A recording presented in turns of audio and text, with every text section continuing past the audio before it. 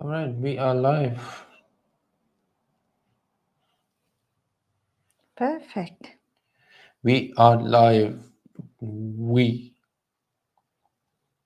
Okay, All let right, me. let me have a Yes, I was going to do the same. yeah. Let me have a look if people can hear us or not.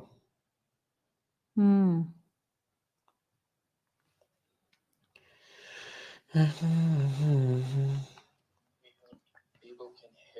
All right, they can hear us.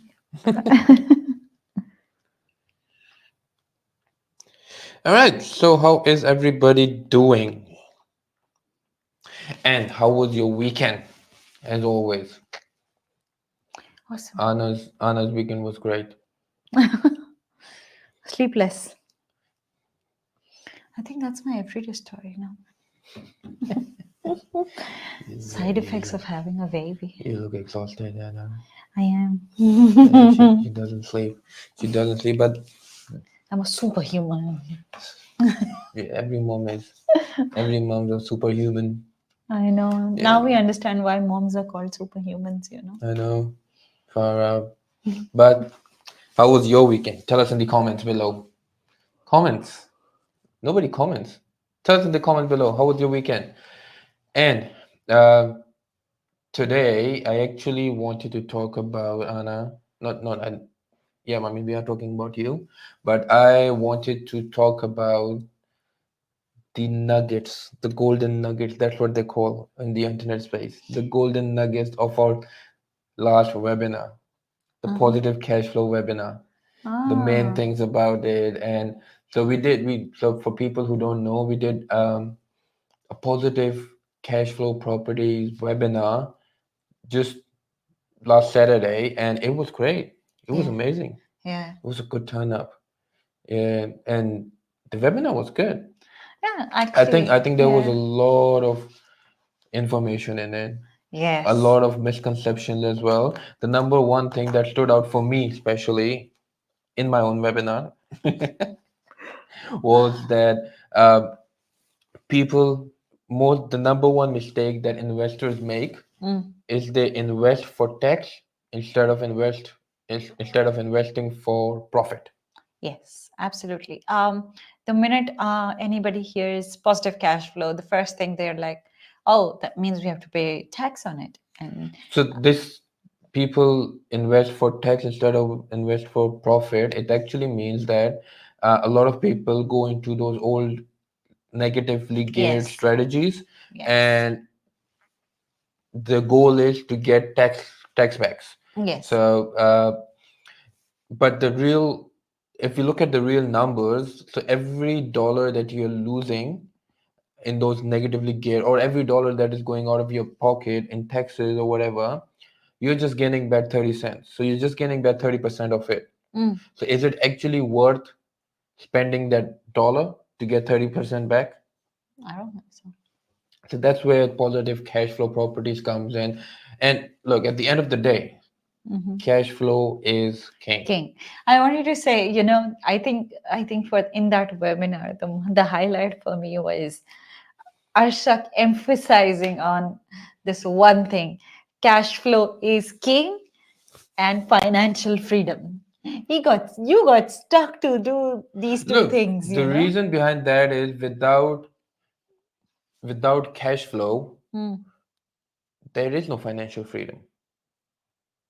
Yeah. If there's no money coming in, then how can you be financially free? I was just teasing you. It's a, Yeah. it's a good thing. Yeah, that's what But I'm saying. for me in that webinar, that was what was standing out. He kept on emphasizing on the fact financial freedom, financial freedom. I think because lately we've been discussing financial freedom so much, Yeah, I you mean, know. It's like I don't know. It's nobody wants it, but I think now in today's age, with so much of the education, so much of the awareness, nobody wants to be 60 and then retire. yeah, yeah, Nobody wants to be 70 and then have that property which is like paying for itself, or your property is already paid off. But what's the point when you don't have health, yeah, or when you that's don't true. have The anything, energy, the energy to the go out? energy, basically, yeah. I think with so much of the information, everything, the ideal goal should be that you should retire as early as possible. Yes. Having that energy, having time. But Gary Vee said, "You've got time, brother. You've got so much of time. Yeah, Be and patient." not only retire, I mean, forget retiring, but at least you should have time. You shouldn't have sleepless nights Mhm. for repaying, and you should have time to spend with your family, go out, take vacations, Travel, yeah. travel. Investment should be more about giving you all of this, giving you financial freedom. Yeah, giving you instead of taking from you. Exactly, A absolutely. lot of Oh, people are stuck. nice. Yeah, that's very nice. Let's just put it down there. Look, by Arshak. Uh-huh. Quote by Arshak. I played my part too in it. Quote by Aram. Yes. Okay. Now I'm happy. Yeah, that's true. Look, investment should be something that can give you the time, the flexibility to do what you want to do instead Yeah. of taking the time, taking the money, taking the sleep Mm. away from you, basically. At the same time, look, I forgot what I was about to say. I know what I was about to say. Well, Only babies are supposed to take all of these, not your investment property.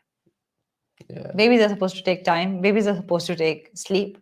Kids basically are supposed to take your time, sleep, your savings. Investment property shouldn't be doing Yeah, that. investment property Giving you should all of give that. you all that. Look, the reason we emphasize on this so much because we do the same thing, and I believe, I'm gonna say it again, cash flow is king. If you don't have cash flow, the bank's not gonna give you money. If you don't have cash flow, you can't multiply your properties. Mm. If you don't have cash flow, you can't spend the money on wherever you want to spend it on. Absolutely. And the other thing Sorry. is, if with the negatively cash flowed properties, you have to wait decades to build up a proper portfolio, to build up that sustainable portfolio and sustainable cash flow to come from that property. Yeah. But at the same time, if you're going positive, yes, you're paying tax, but you're paying tax on the wages that you're getting every year, your salary. Uh, but you're making more money. The time that takes to get that sorted is way less than what it's going to take if you are going to a negatively geared property. Yeah.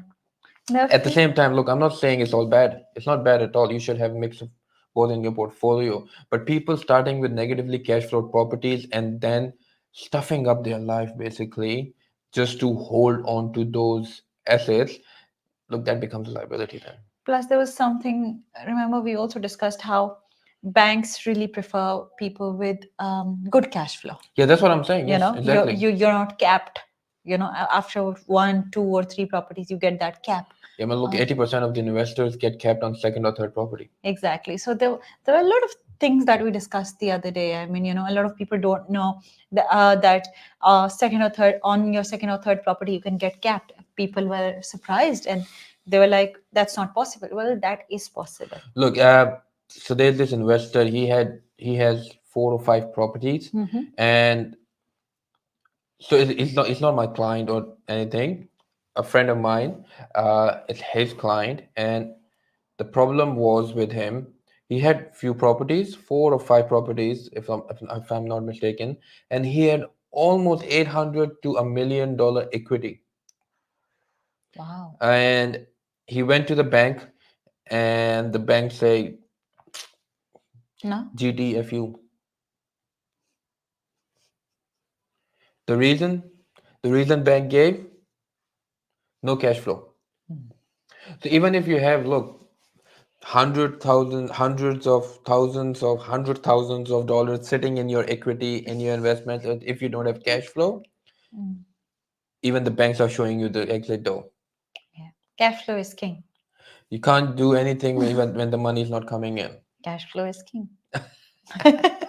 Cash flow is king. Cash flow is king. But at the same time, look, it's not all about positive cash flow. You need to have the right structure. And Yes. that was another main thing that we spoke Yes. about. A Uh, good team, actually. a good team. Oh, good team is number one. Look, even Mm. before positive, negative, this property, this, that product. Now, a good team is what's going to take you ahead.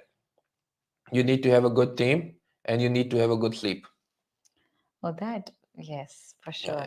You need to have a good team, a good sleep, and a good structure to get you to where you want to go and get you the freedom that you want, the flexibility that you want earlier than later. Hmm. Everybody wants to travel young. Everybody wants to give time to their family when they're young, when they've Hmm. got the energy. Hmm. Everybody wants to do all that young. Then why wait for decades to do all that? Hmm. And why follow the strategies uh, that gets you results in decades? And especially, we also discussed how um, we need to move from the old strategies to the new strategies. Just like you're changing your laptops are going from 6th gen to 8th gen, and so on From and so forth. M2s to M3s, from yeah, Exactly. And even the generations and the kids have changed. I mean, yeah, from the Gen millennial to Gen Gen Z Z. to Gen Alpha. Then why aren't your strategies going to Gen Alpha? Yeah, why they stuck in the millennials? Yeah, exactly. So you got to change with time. You got to change with what's happening in the market.